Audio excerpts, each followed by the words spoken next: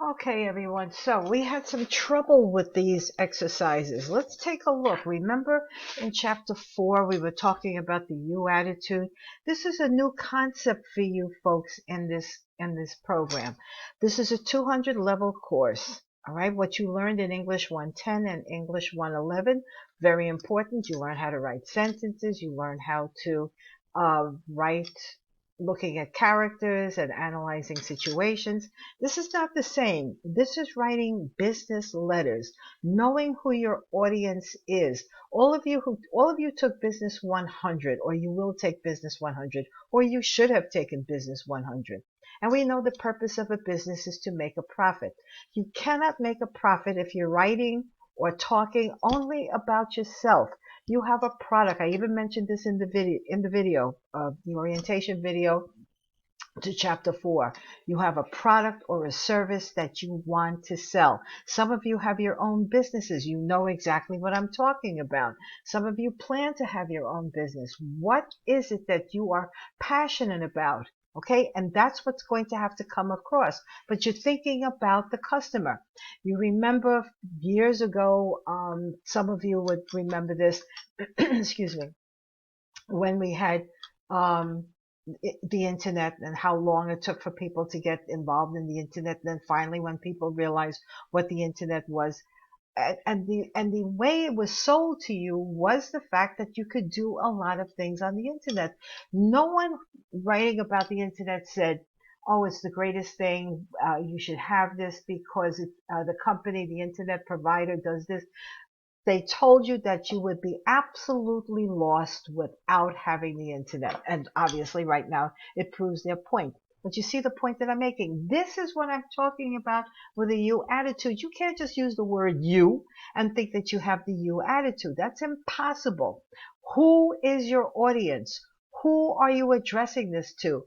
What is your voice? You have a message. You want this message to be sent to your client, to your customer, to your children. All right, you don't sit down there and just say anything. Okay, look at this first sentence. A new company police is to be taken effect immediately. No, it's not police. Two people thought this was police. Where is the police in a company? Okay, and the new policy is you are not to utilize. Remember, we had to retype the question, not to retype the questions. We had to revise each of the paragraphs for correct spelling, punctuation. Sorry, writing in the you attitude, and eliminating all negative words. That's what you had to do with this. Some of you just rewrote the paragraphs and sentences in the paragraphs. That's not telling me anything. All right. Look at this sentence, this paragraph. A new company policy, we knew that, is to be taken effect immediately. You are not to utilize company computers or the internet for other than work-related business and essential personal messages. What is the point that you want to get across in this sentence? All right, and yeah, this is the second sentence. You don't want to type the capital U because you know what that is. That's screaming at people. Okay, you don't want to use the word not. What is the opposite of not utilizing company computers for other than work-related business? It is the opposite of this is use the computers for business purposes only. Period. What are you writing? Some of you are writing. I'm not asking for a whole bunch of words. This isn't your English teacher. The English teachers did not want a whole bunch of words either. You remember the comments that your English teachers made in English 110 and 111. Too wordy. What is the point? The same thing that I'm making. What is the point of all of this? Get to the point. Do not use company computers unless it is business related or an absolute emergency. We have a new policy in place regarding the unethical use of computers. Those two sentences are too wordy. You have to make it less wordy and get rid of the not and get rid of the unethical. All right. Use a positive approach. You are talking to your colleagues. You are talking to the people who are working under you as their supervisor. All right. You want everybody to be on board with this company policy, and it's not company police. Okay. So that's the whole idea of these sentences, or really paragraphs. This is the best one. This letter is to inform. Why is that there? Can you possibly tell me what good does that sentence do or that phrase do? Get to the point. Why are you writing this? Of course we know that this is to inform you. That's why you're sending this. You're informing somebody about something, a product, a service, okay? A procedure or whatever it is. Okay, that's what I mean by making sure that you're not wordy. And the same thing happens when you do your own writing. And we're going to get to chapter 4, the 4.7 assignment. Okay, all right. The same thing with these. Okay, your you attitude, you're going to have to practice this. And the you attitude is in your textbook. There are examples of the you attitude in your textbook. Use the textbook. I didn't ask you to buy the textbook because I had nothing else to do. Or I asked you to buy the textbook so that you could do assignments. I could post assignments myself. What does that prove? The textbook the PowerPoint, the textbook, all of that has the resources that you need for examples of effective writing. That's the point. Effective writing. Effective writing means that you have reached your customer, your client, any person that you want to, your coworkers, your colleagues, your supervisors, and the people who are working under you.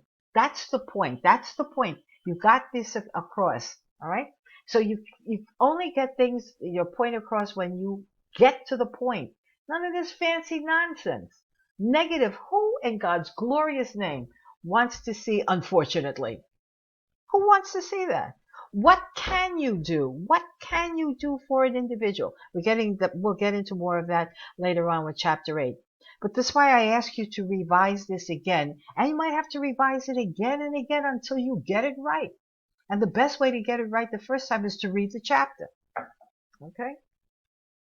Okay, now, I'm not going to go into the team thing right now. I'm going to get into team later on. Okay. In your teams, you had to write the first paragraph, and then you had to share with each other what the first paragraph, how good the first paragraph was, who had the best in all of this. All right, then you had to revise the remainder of the email. I gave you the page for the correct formatting of an email. Those of you who are Office Technology students, you know how to type an email. I don't know what I saw from some of you, okay? But you have to follow. I gave you the page, gave you everything, okay? Now, why there are some emails that in the first paragraph, okay, what did you have to do? All right, too wordy, absolutely too wordy.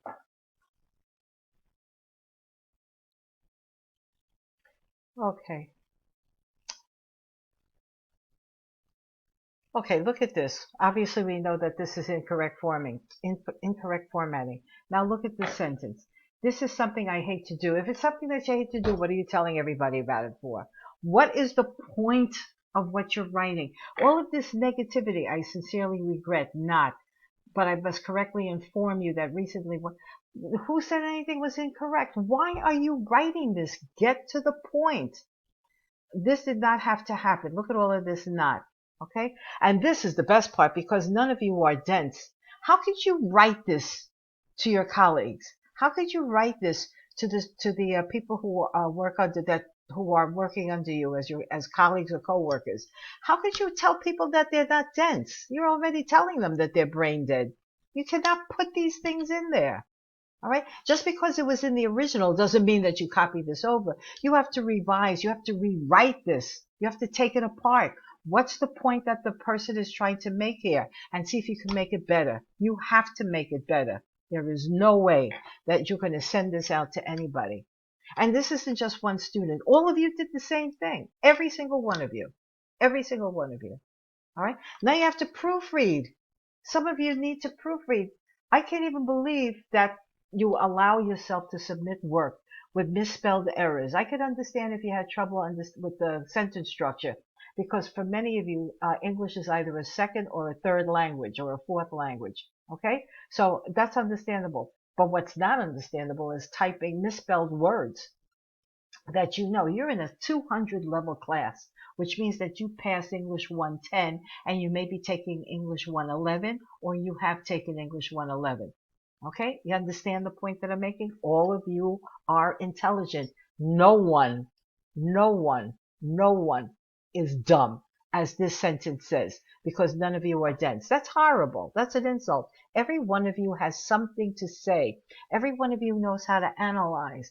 And I understand that these are difficult times. Nobody understands that more than I do, and any teacher, any faculty member at the college or within CUNY. We're all going through horrible things. We are understanding of that. However, you're in this class, and my responsibility is to make you professionals that you are dreaming about. And I'm showing you how to be a professional concretely, not in dreams. You want customers. You want clients. You have a service to provide. Okay? How are you going to make this, okay, much better than it is? And this is pretty much what the original is. This person didn't do much changing. Okay? So, getting back to the assignment, that is what you folks should have been doing in your teams. Okay? Not saying it's because it sounds nice and all of this other stuff. No, no, no, no. Why did you pick this particular, why did you pick Mary Gonzalez or, Denzel Washington's paragraph? Because it was clear. The person, every sentence made sense. It was concise. There was the you at concise, meaning it wasn't wordy, puffing this up. I know what you're going to tell me. Well, in my English classes, they wanted us to do 12-page term paper, and I had to put stuff in. And your English teacher knew that too and graded it accordingly. This is not the same thing. Business is business. Business, you get to the point. When you go to your country and you go to a business or the bank or the government or whatever it is. And you know what happens in your country. Oh, I haven't seen you in a long time. Sit down. Let's have a cup of coffee or a glass of wine or whatever it is. And this is during business. This is not that in New York and in the United States. When you go into a business office, what do people want? What is it that you're there for? What is the point? Those of you who have received the vaccine and you went online, did you want to stand there and know that other people were having this wonderful conversation and you're standing online and you have other things to do? No. This is New York. This is the United States. This is how we do business. This is how we write. Okay? Get to the point. Forget about all of this fluffy stuff. A good number of you have all of this fluffy stuff. And then when you have all of this fluffy stuff, it doesn't make any sense. All right? So, when you are analyzing, when you are writing your paragraph, it's a draft. Everything that you're doing is a draft. That's why you have to revise this. It's a draft.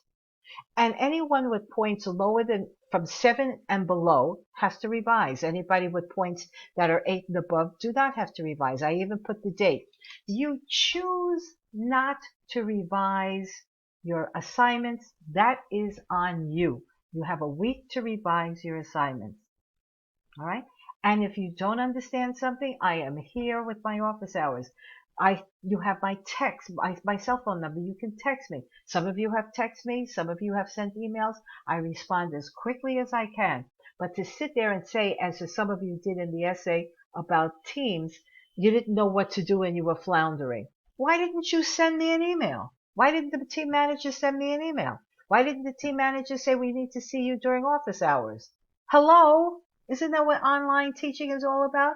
You have more access to me now than you ever did when we were meeting face to face.